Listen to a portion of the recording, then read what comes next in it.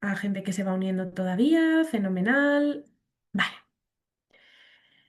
Bien, entonces, el índice que vamos a seguir durante la clase de hoy va a ser este, ¿vale? Hablaremos de lo más preguntado, de los tipos de preguntas y luego hablaremos de la parte general y de la parte más específica, ¿vale? Tal y como lo tenéis dividido en los apuntes de la teoría. Entonces, ¿qué tipos de preguntas tenemos un poco en el ámbito de los exámenes en farmacología?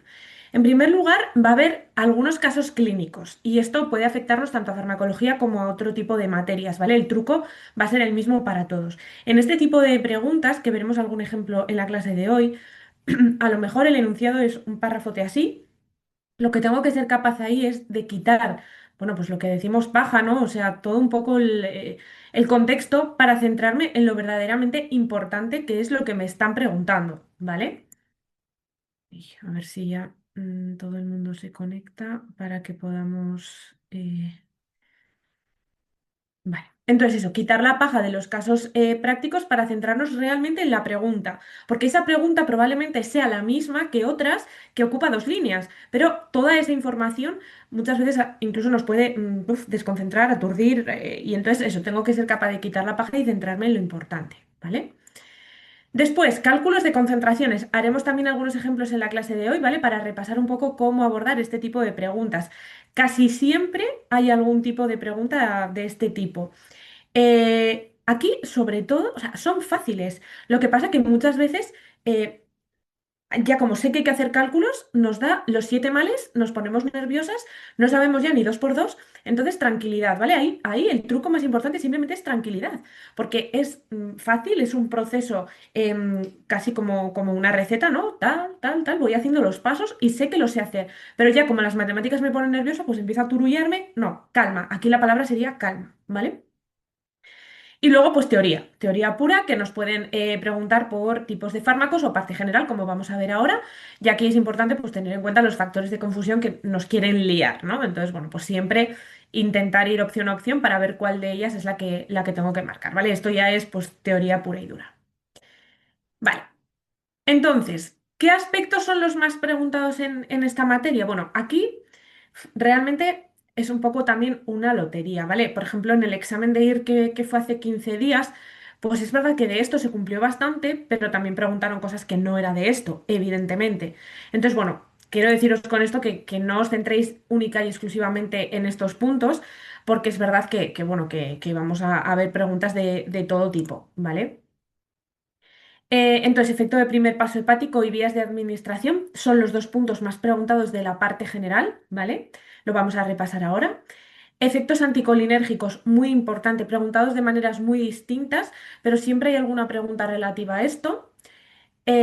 Antidepresivos, también vamos a ver cuando veamos este bloque qué puntos de los antidepresivos son los más preguntados, pero en general de los antidepresivos casi siempre cae algo.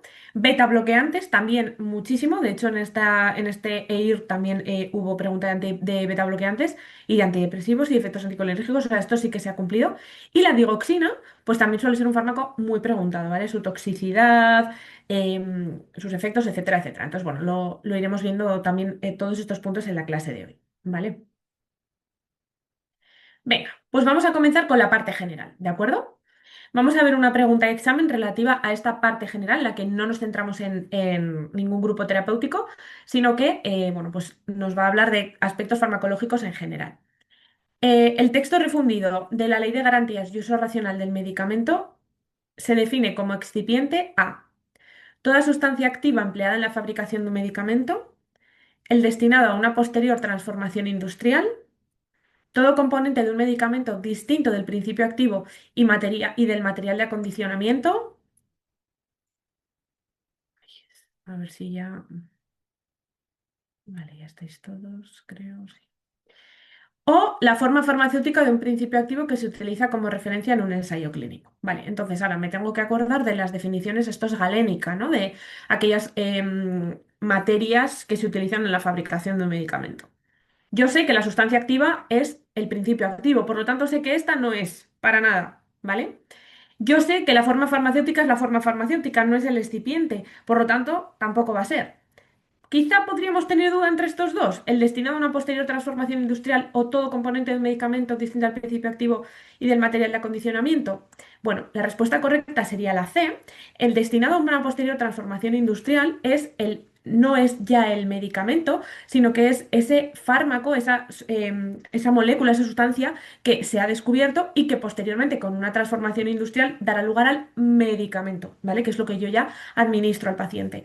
Pero no hace referencia al excipiente. ¿Qué es el excipiente? Todo aquello que yo meto en mi receta del medicamento que no es ni el principio activo ni el material de acondicionamiento. Material de acondicionamiento, acordaos, primario y secundario. Primario está en contacto con el medicamento, por ejemplo, el blister. Secundario no está en contacto directo con el medicamento, por ejemplo, el cartonaje, ¿no? Todo eso tampoco sería el excipiente, ¿vale? Entonces sería el resto de cosas. Vale. Bien, entonces, vías de administración. Vías de administración es un apartado muy preguntado de la parte general de farmacología. ¿Por qué? Pues porque vosotras y vosotros, desde el personal de enfermería, os dedicáis precisamente a la administración. O sea, es que vais a ser el personal que directamente hace esta labor del proceso farmacológico, ¿no? Entonces, es algo muy importante para vuestra profesión. Y aquí tenemos una clasificación, vías directas y vías indirectas. ¿Cómo me acuerdo yo de cuáles son las directas y cuáles son las indirectas? Muy fácil. Las directas siempre necesitan pinchazo, ¿vale? Siempre van con agujas las directas. Podemos pinchar a distintas partes, pero siempre van pinchadas. Y las indirectas son todas las demás, ¿de acuerdo? Dentro de las directas, como teníamos en este esquema, tenemos las intravasculares, aquellas que van directamente a vaso sanguíneo, o las extravasculares que no van a vaso sanguíneo. Pero en cualquier caso, todas van con aguja. Y las indirectas serían todas las demás. Aquí el ejemplo de la ilustración sería la vía oral, ¿vale?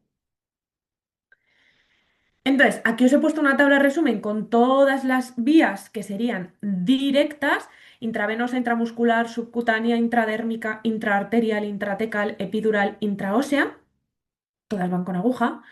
Y vías de administración indirectas, el resto: oral, sublingual, bucal, rectal, vaginal, inhalatoria, tópica o transdérmica, ¿vale? Todas estas serían las indirectas. Bien, y de esto de las vías de administración, una vez que tengo clara la clasificación, ¿qué tengo que tener en cuenta? Bueno, pues de la vía oral, sobre todo, esto lo tenéis mucho más desarrollado en los apuntes, pero ¿cómo es una vía muy errática? ¿Errática qué quiere decir? Pues que produce poca certeza. Yo cuando administro una cápsula de nolotilo, metamizol, de 575 miligramos, realmente no sé, no tengo mucha certeza de esos 575 miligramos de principio activo cuánto se le va a absorber al paciente. ¿Por qué? Pues porque va a estar influenciada por un montón de factores. ¿Qué ha comido? Si tiene diarreas, si tiene inflamación intestinal, si tiene, por ejemplo, problemas de deglución, si tiene náuseas o vómitos, si ese medicamento, perdón, a ver si ya, por favor, os conectáis ya todos, que es que si no, perdemos el hilo de la clase. Entonces, tiene muchos factores que van a condicionar esa absorción y por lo tanto tengo poca certeza de cuál va a ser la dosis absorbida, ¿vale? Y aquí, en la vía oral, tengo que tener en cuenta que dentro de esos múltiples factores está también el efecto de primer paso hepático, que como veremos después no es la única vía que tiene efecto de primer paso hepático, ¿vale? ¿Esto qué significa? Pues que parte de lo que yo he tomado por vía oral va a ser llevado al hígado por la circulación enterohepática, que ahora veremos un esquema que lo vais a ver súper bien, y por lo tanto se va a metabolizar antes de absorberse. Por tanto, más fallo todavía en la dosis absorbida, ¿vale? Es una vía muy errática. La intravenosa, ¿qué tengo que tener aquí en cuenta? Va directamente al torrente sanguíneo y por lo tanto no hay absorción. No hay absorción. Este concepto es muy clave. ¿Por qué? Si yo defino la absorción como el proceso por el cual el principio activo pasa del lugar de administración al torrente sanguíneo, si ya esa administración está siendo en el torrente sanguíneo, es que ese proceso no existe, ¿vale? Por lo tanto, no hay absorción. Vía intramuscular. Aquí suelen preguntar suelen preguntar también bastante de la vía intramuscular, ¿vale? Pero tener en cuenta que hay distintas zonas de administración, también lo tenéis muy desarrollado en los apuntes. Recordemos un poco cuál es cada una, ¿vale? El área dorsoglútea, que también se llama zona de Barthélemy, el deltoides, que es donde habitualmente ponemos las vacunas, el área ventroglútea o Bronchostether y la cara externa del muslo, ¿vale? Que serían las zonas donde podemos administrar un fármaco por vía intramuscular. Y la vía subcutánea, ¿vale? Que esta, por ejemplo, es la que se utiliza pues, en la administración de la insulina, ¿no? En los pacientes diabéticos. Vale.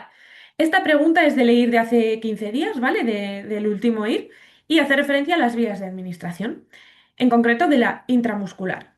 ¿Cuál de los siguientes factores disminuye la absorción de fármacos vía intramuscular? Subcutánea e intradérmica en niños. Vale. Masaje en el punto de punción, enzima hialuronidasa, aplicación de calor local o aplicación de frío local. Aquí, casi aunque yo no tenga ni idea, ¿verdad? Ya casi me podría decantar entre la C y la D, porque son opuestas, lo mismo que vimos el otro día en la clase de nutrición. Hay ciertas preguntas que ya tengo dos opciones cerradas porque es imposible que las dos pertenezcan al mismo grupo, ¿vale? No puede ser que se beneficie con el frío y se beneficie con el calor. Entonces, ¿cuál sería la respuesta correcta en este caso? Pues la respuesta correcta sería aplicación de frío local. ¿Por qué? Porque la aplicación de frío local va a producir vasoconstricción. Y si hemos dicho que la absorción era el proceso por el cual el fármaco pasaba desde el lugar de administración hasta el torrente sanguíneo, si yo produzco una vasoconstricción de la zona, va a llegar menos flujo sanguíneo a la zona y por lo tanto vamos a poder absorber menos fármaco. Con el calor, por el contrario, produzco vasodilatación, por lo tanto va a llegar más flujo sanguíneo a esa zona y por lo tanto tendríamos una mejor absorción del fármaco, ¿vale?